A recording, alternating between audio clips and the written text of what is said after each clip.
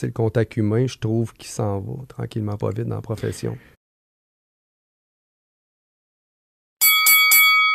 Tu parles de visites libres. Effectivement, les visites libres, dans le marché qu'on rentre, c'est essentiel à mon avis. Est-ce que vous pensez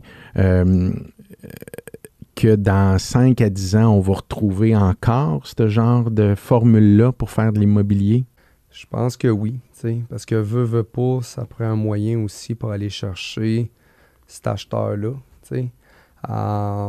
C'est une façon que, bon, si tu mets un responsable dans une propriété qui est affichée à vendre, puis qu'il y a quelqu'un, des fois, il s'en va en visite chez un ami qui habite sa même rue, puis qui voit la propriété, des fois, ça peut aller vite, tu sais. Je pense que c'est une bonne façon. Dans 5 ou 10 ans, tout évolue tellement vite. T'sais. Les voitures, les cellulaires, les ordinateurs, ça évolue tellement vite. Je pense que oui, aujourd'hui, en 2022. Mais... J'ose espérer que dans 10 ans, il va encore avoir du contact personne à personne. C'est sûr que plus ça va, plus c'est virtuel et tout ça, mais je pense pas qu'on va perdre. C'est quand même un gros morceau. Là, quand on parle de vendre la maison, c'est où la personne elle va aller. Elle a besoin de venir sentir l'énergie, veut pas. Ben, c'est pas tout le monde, là. Mais de là où est-ce qu'on va travailler plus en secteur ferme encore dans 10 ans ou sur les réseaux sociaux avec la technologie, on va être encore sur plus grand. Il y a tellement de choses à analyser à court terme. Encore là, aujourd'hui, qu'est-ce qui est mieux? C'est de faire un secteur ferme ou c'est d'y aller à grande échelle, grand territoire, réseaux sociaux? On peut faire ça partout avec Internet, télécommunications, télétravail. Fait qu'à voir où est-ce que l'avenir va nous mener. Même encore aujourd'hui, je me pose la question, qu'est-ce qui est mieux? Y a-t-il une formule gagnante? Mais effectivement, bon point, tu sais. C'est définitivement ça. Tu sais, le contact humain, je trouve qu'il s'en va tranquillement pas vite dans la profession. Ben oui, puis là, ben je vais vous reposer une deuxième question, puis on a le droit de se la poser. Est-ce que le courtier immobilier va exister dans 10 ans? Oh là là, on rentre dans le blockchain?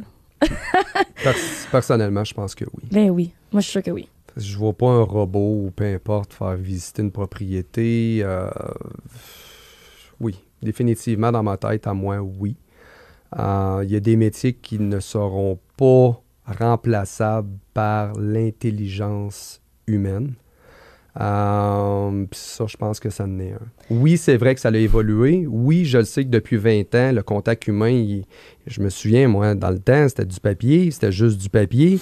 Puis les signatures, il fallait te faire signer les offres d'achat, il fallait que tu fasses signer les contre-propositions, les modifications, etc.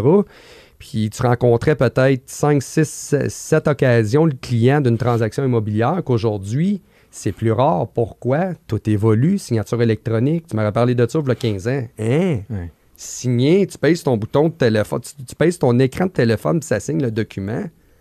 De quoi tu parles? Sauf que regarde aujourd'hui, tu sais. Mais le contact humain est important. Ouais. Dans l'immobilier, là, il y a des séparations.